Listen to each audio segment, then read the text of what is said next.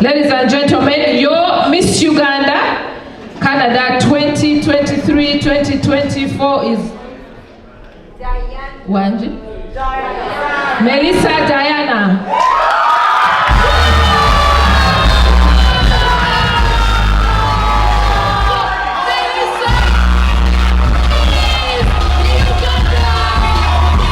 In that sector, like I can't give professional advice. So I know someone, there's a law firm, there's a couple law firms. I used to work for a law firm, I told you, right? Yeah, so you did, yeah. I forward them there. But again, there's CB Doc. There's CB Doc. CB Doc, yes. Yes, I'm gonna do that. And if there's any Ugandans out there who are thinking of coming to Canada, it's a very welcoming place. Feel free to go through the process and come. Just be ready to be patient. It's worth it in the long run. But of course, don't come here with an aim to forget home. Home is always best. East or west? Home is best, yeah. Hey everybody, thank you so much for joining us again for this particular special edition at the 76 Media. My name is Ali Harrison Kaviri, and today we are so blessed to have the one and only, the new Miss Uganda Canada 2023-2024, Diana Mel Chinove, who is on set tonight, and we are really so happy. We are the very first news channel here in Canada that has the opportunity to host her for the very first time. I must really say, Diana, what a pleasure, what a privilege, and thank you so much for finally honoring our invitation to join us on set. You're welcome. I'm even speechless, but first and foremost, congratulations. Thank you so much. I'm honored. Maybe before we build into this particular interview, Diana, who's Diana, first of all? Who's that? Who am I? Yeah, who's Diana Mel? Yeah. Or Melissa. Yeah. Yes. So I currently live in Canada, Toronto. I grew up in Uganda, born and raised in Uganda. I was born in Kampala. I moved here for university in 2016. I'm currently working. Yeah, that's a brief summary of who I am, a small background.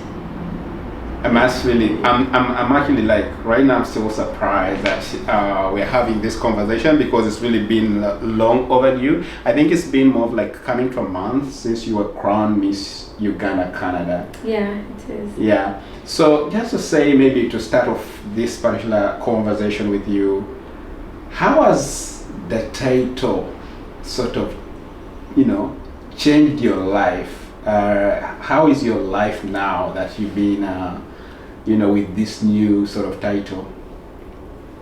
You know what? It's brought a new kind of confidence.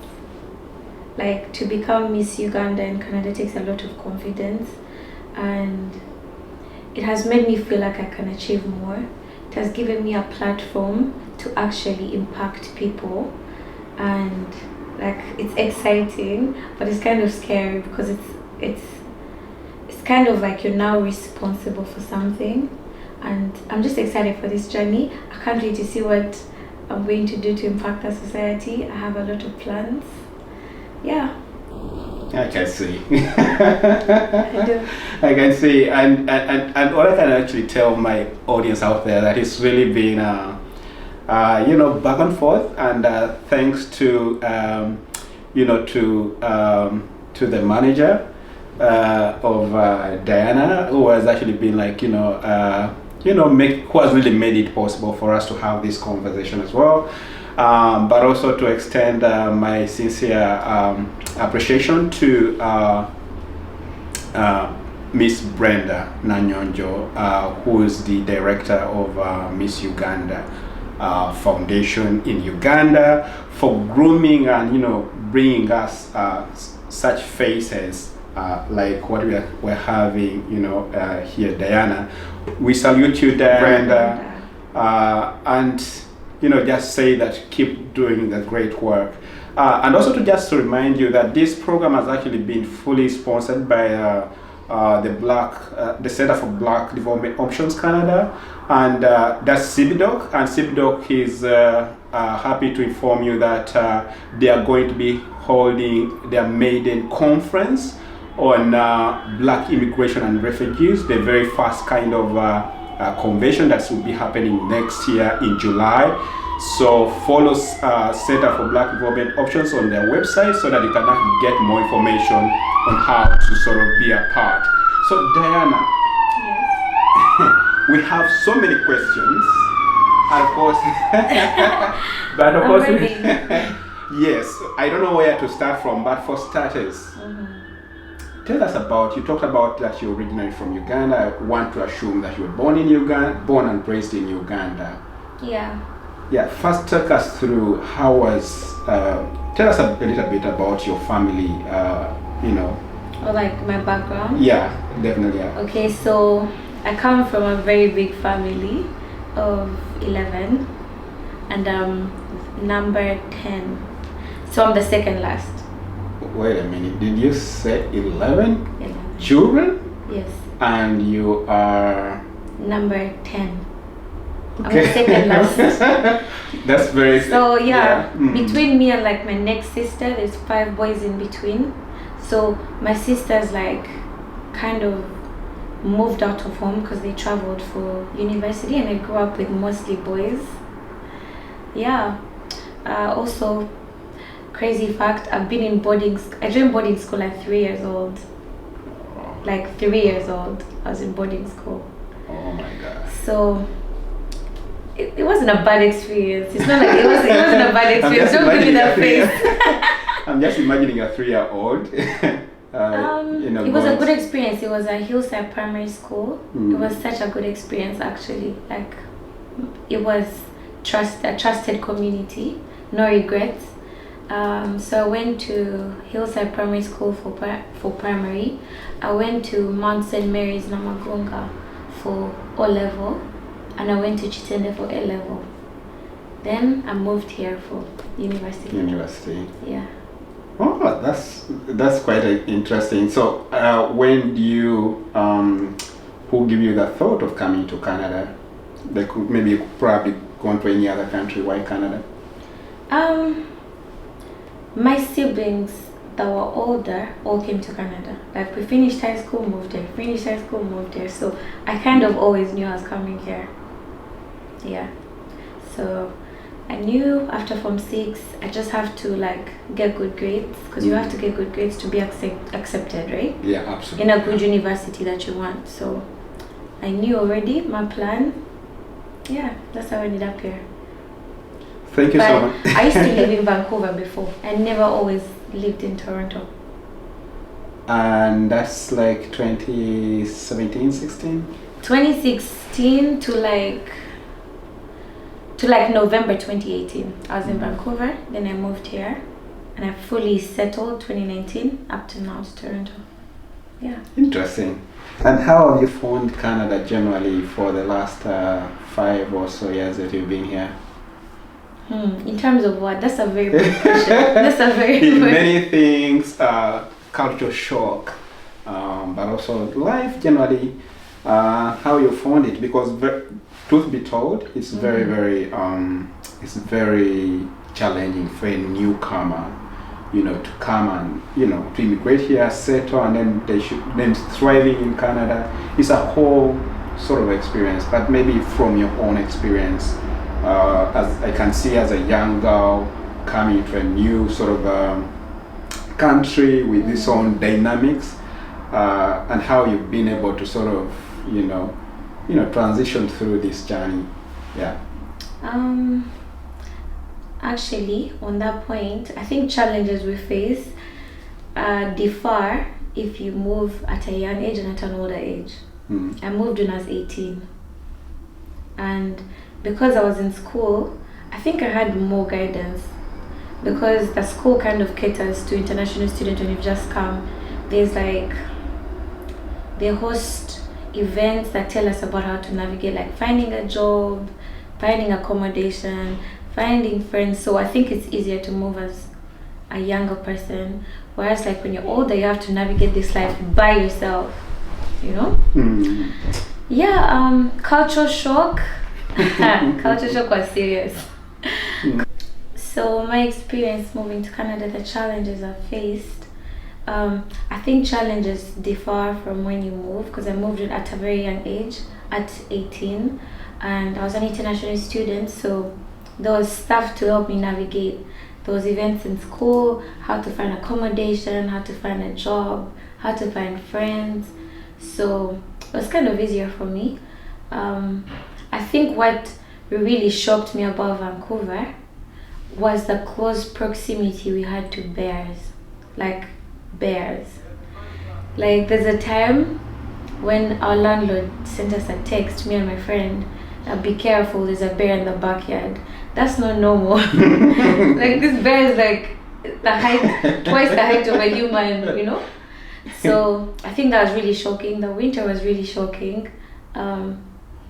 Being in a very it wasn't that diverse. Toronto is diverse, so you can find your home, your people, and call it home. But Vancouver was different. Yeah, honestly, that there's a lot of differences between Canada and Uganda. I can say for sure.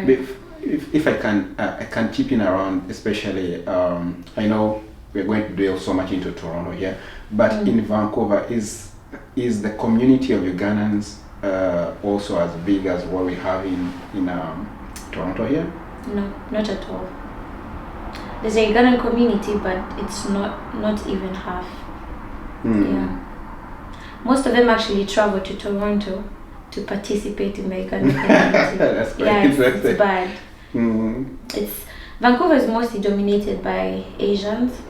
Yeah. Yeah, but Toronto has the most Ugandans, I feel. Yeah, in the whole of Canada. I think it's on every place in Canada has its own dynamics. I think the last time actually I was in Vancouver, it was like a mixture, like you say, so many people from Asian backgrounds, but also the life there is quite more similar to what we have here in terms of being so expensive and this is something that also maybe that's changing. Because we've been told that it's, especially these major cities are actually very expensive. Toronto, Vancouver. They're crazy. You know what? Vancouver is more expensive than Toronto. I still do not understand why, but it is. Like Toronto is very expensive, don't get me wrong. But Vancouver is, I think they even charge, I'm not too sure about this, but they have two types of tax. We have like one, you know how you pay for an item and then there's tax? When you pay for an item in Vancouver, there's two types of tax. So they'll charge you an extra $3 and an extra $4. Does that make sense? Yes. Yeah. And yet they have a lower minimum wage. I think it's like 10. Oh. When I was there, it was like 10, and I think they increased it to 11, I don't get it. Toronto right now is like 16 point something. Yeah, and I think recently they increased a bit, so I think people are really making a killing, I want to believe. But I think maybe as we progress, I wanted us to go a little bit, especially what you talked about, especially, family background, growing, in this sort of, I want to believe it's such a big family as a girl. Yeah. How did you generally find life growing up? How was the situation as a young girl growing up in your community? By the way, are we talking about like an urban setting or from Luwero where you come from? Oh, Luwero is where my village is, but I've personally not lived there before. Like my father was born there. Yes, I grew up in Nalia. Okay. Yes, I grew up in Nalia. Abanaya tubatumidde tweyongedde okulumya ab'enansana. Yes. Is there something going on between Nalia and Nansana? Oh yeah. I'm sure Tony Muzira is watching and will definitely roast me for that. Yes. Yeah, I grew up in Nalia my whole life. Yeah. Yeah. So how was life generally like as a young girl growing up? In Nalia or like in a big family? In a big family as a girl, yeah. It's I think it's really nice. I would prefer living in a bigger family than a smaller family because there's excitement non-stop. There's always something going on in the house. Plus, it's not just us. I have lots of cousins who used to come. Like, I don't know, it's just a lively environment. I liked it. Yeah. I would never feel lonely. Yeah. That means you have a very supportive family. I would like to think so. Yes. Let's see. So, just to remind you, you're tuned in to 76 Media Toronto, and we are here having a conversation with the reigning Miss Uganda Canada 2023-2024. She was recently crowned as Miss Uganda in a high-level sort of event that drew many Ugandans together, and we are trying to sort of understand how her journey has been like, and from what she has actually told us in terms of going through the schools and then immigrating to Canada. She's lived here for more than 5 years, and before knows it, now she's actually the talk of town as Miss Uganda. So we are very happy to have her, and we are the very first media channel to sort of host her. And just to say again that we are really privileged, and thank you so much for honoring our invitation, Diana. You're welcome. And we look forward to actually support your work. So now coming back to generally your title now that you're Miss Uganda Canada. How does this title first of all makes you feel?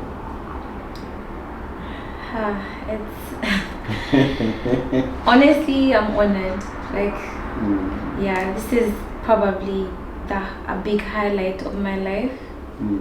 Yeah, I'm so grateful. I did not think this would happen. You didn't expect it? I didn't expect it. Like, this year did not begin with me wanting to become a Miss Uganda.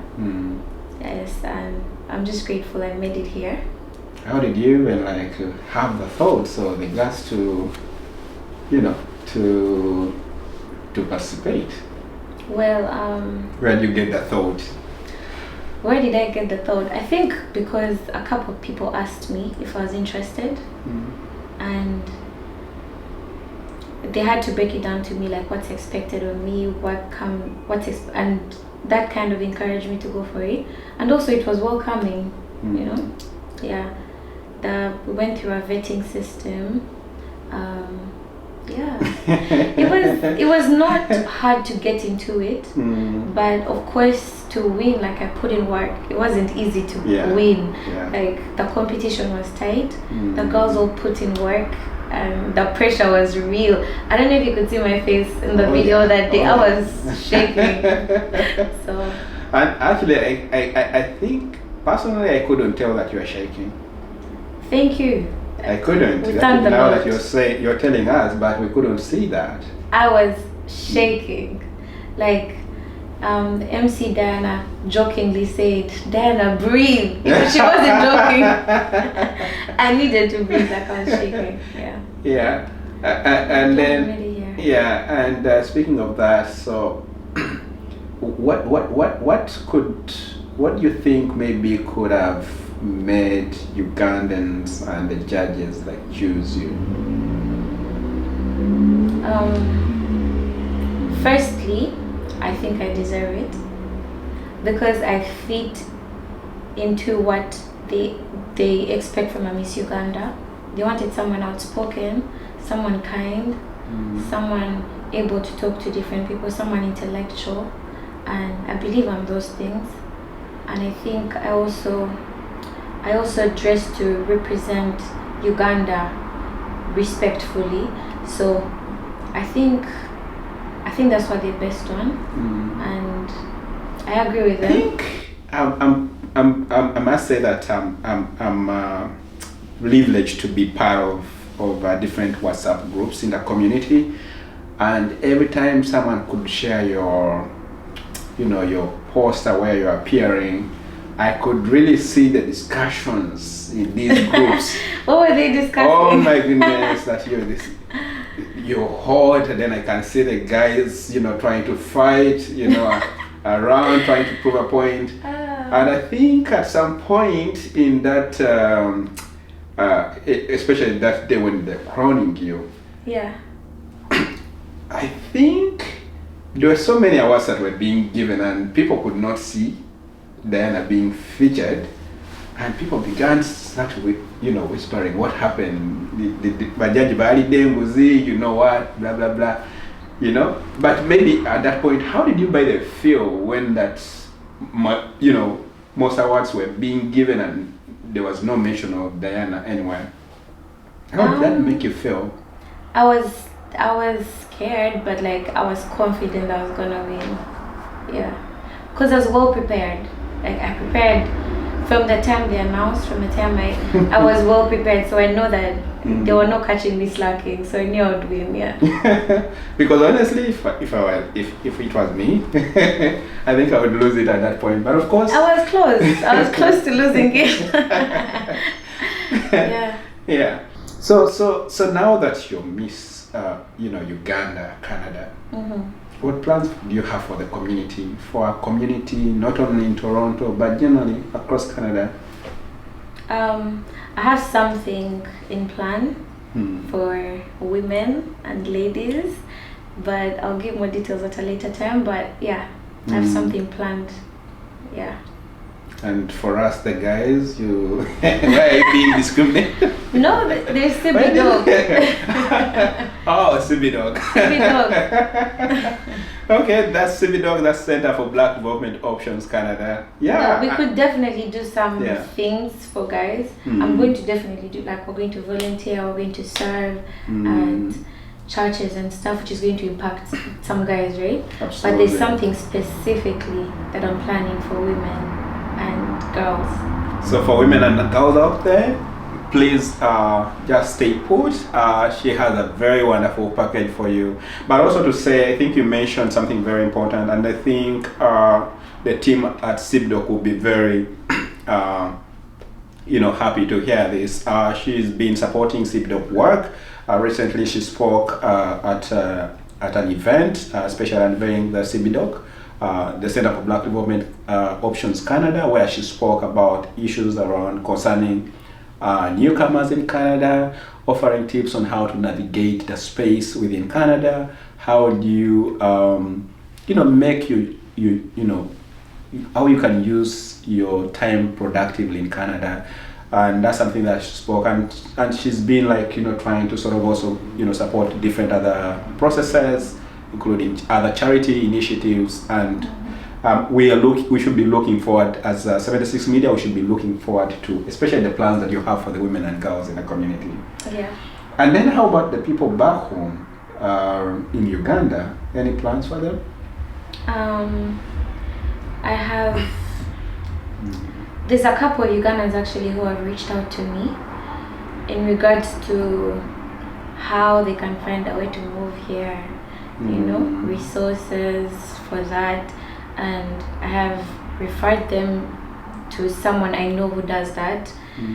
That's the most I can do for now, because I'm not well equipped in that sector. Like, I can't give professional advice.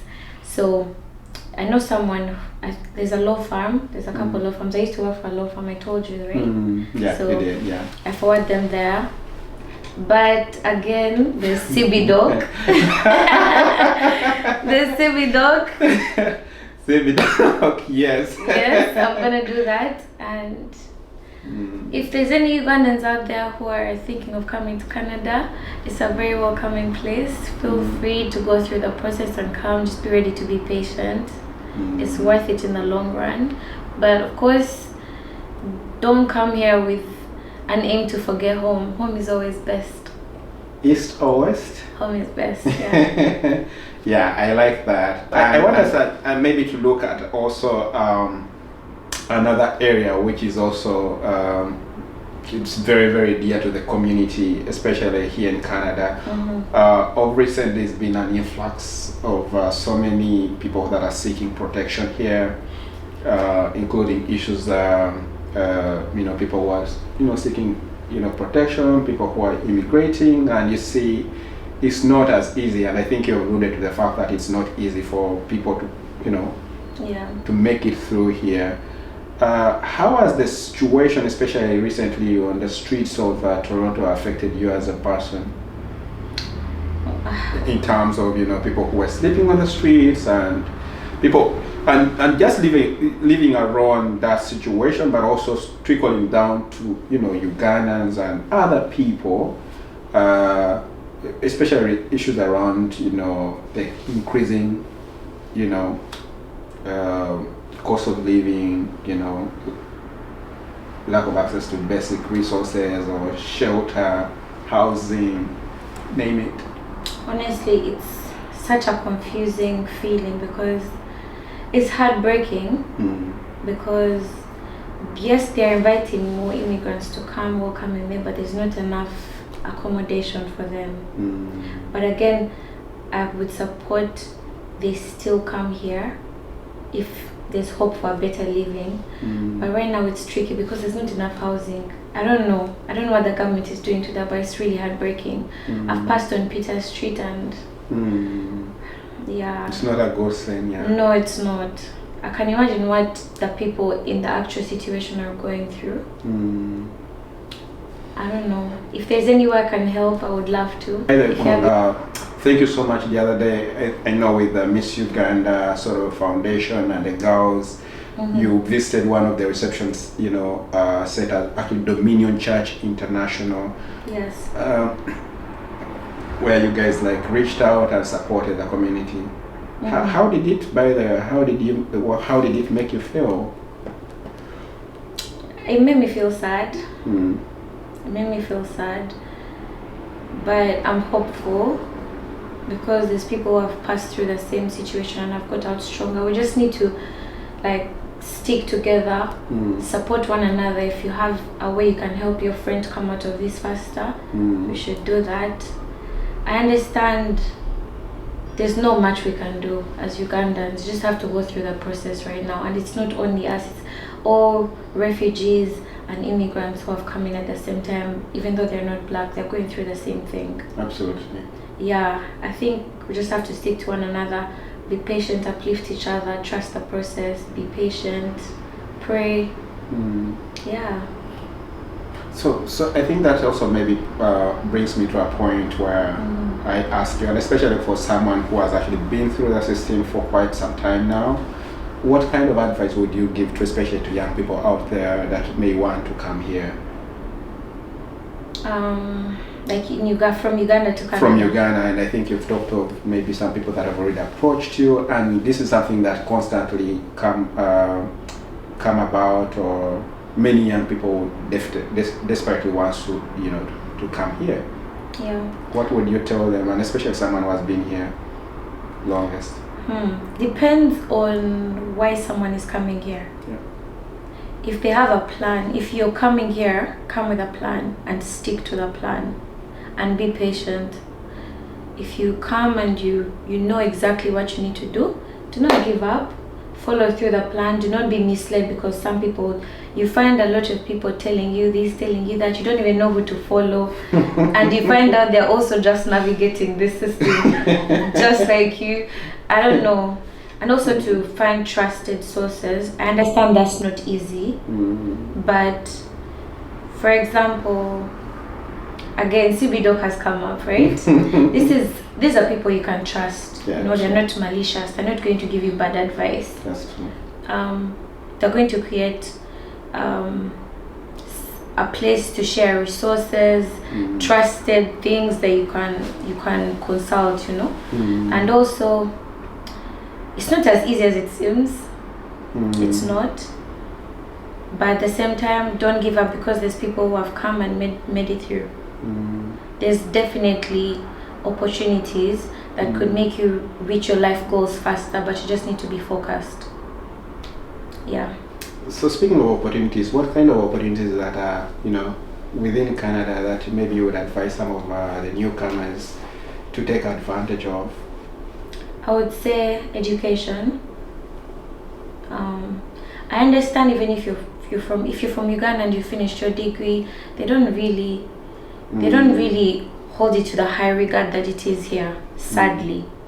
So I think if you move here, you should try to add on to your education, like maybe do a diploma. It doesn't hurt. It could be 6 months to 2 years. It would add something. What more opportunities? Let me see. Jobs. There's more job opportunities. Because I think, as we discussed before, I was talking to someone before here, minimum wage here is already like 6 million in Uganda, right? Of course. Yes, which is more than a lot of people in Uganda earn per month. That's true. Yeah, so I think there's more job opportunities here. Of course, if you enter the system in the right way and trust the process. Yeah, and I think that can help you save more and reach your life goals faster, right? Yeah, so I say education, job opportunities. There's much more, to be honest. Healthcare. Yeah. Well, you're still tuned in to 76 Media Toronto. This is a very interesting conversation. It's about reality, but also we are talking to none other than Diana Melissa Chinove, right? Mel. Okay. Why do I keep on calling you? I don't know. And what's funny is Melissa is my older sister's name. You're kidding. No, I'm not. Okay. What are the real names? It's just Mel. Okay, the full name is Melina. Okay. But I've not used Melina for such a long time, so everyone calls me Mel. Right? So I don't know where the completion of the name came from.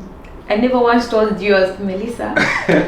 To be honest, that's the name that was actually announced. But I understand because I think even at that day, on the major day, they announced Melissa. Yes. Yeah, no, Melissa is my older sister's name. She's also Mel, but she's Melissa. My other sister is Melanie. So I see. So yeah, this is 76 Media Toronto, and my name is Ali Harrison Kaviri, and I'm here with the beautiful, the reigning Miss Uganda 2023-2024, Diana Mel.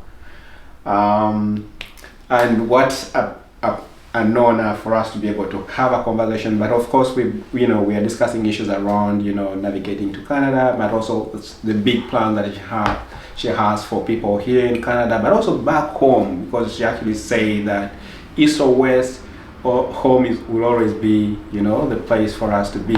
So we come here, but still we still hold on to that torch back home. But maybe with so much, like right now, I know that your calendar is really full, you're working, and then you have community sort of engagement. How do you spend your free time, Diana? I usually spend time with my friends.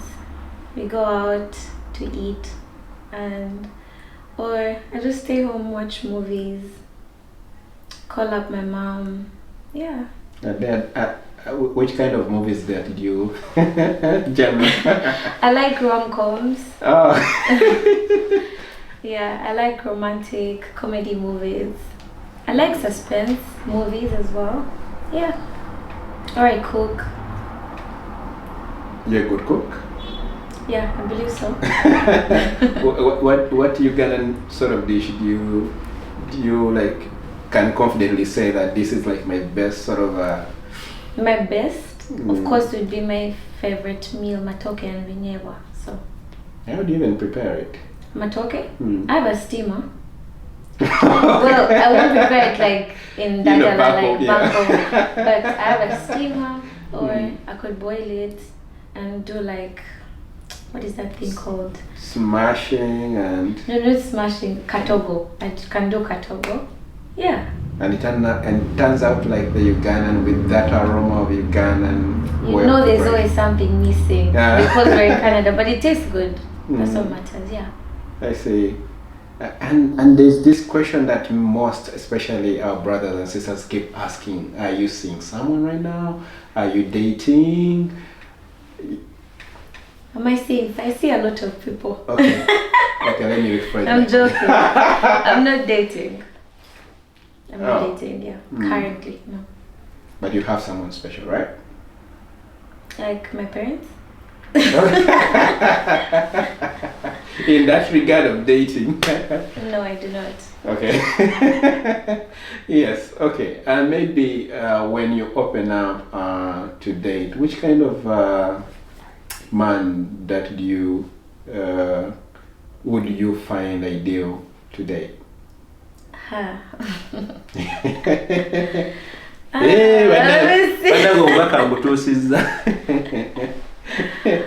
The man that I would like to date, well, first he has to believe in God. He has to be ambitious, because ambitious people get things done and do everything to achieve their goals. He has to be kind, like very kind to people, to me, to himself. What else? I like a guy to work out, go to the gym. I don't know, it just shows me that he has some type of discipline. I just trust him more. I don't know.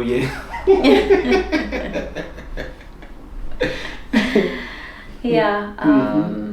Yeah, I like a guy who takes care of himself, like wants to be healthy, respects women, not just me. Like, I need to see that you respect women in general. Yeah. Structure. He has to have a structure in his life, What do you mean by structure?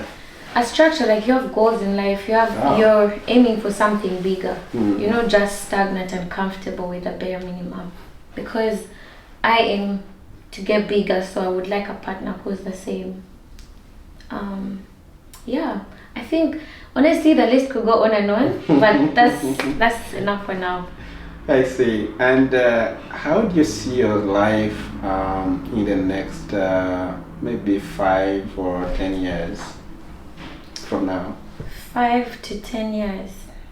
10 years is a long time. I can't really speak for 10 years. Let's talk about 5 maybe. 5 years, I know that I'll have some investments that I'll be reaping from in that time. I believe I will have made an impact as Miss Uganda. I don't think I will be forgotten, because I plan to make a good impact. 5 years from now, hopefully I'll be married. With kids. And traveling the world with my husband, Yeah. With kids, how many kids do you intend to have, by the way? How many? I don't know. Whatever God gives me. Hey, ma'am, I can see a dozen. No, it doesn't. Please, no, it doesn't. No dozen, no 6. Maybe like 3, 4. I don't know. Whatever God wills. Yeah. I see. Not a dozen. That one God can take it back.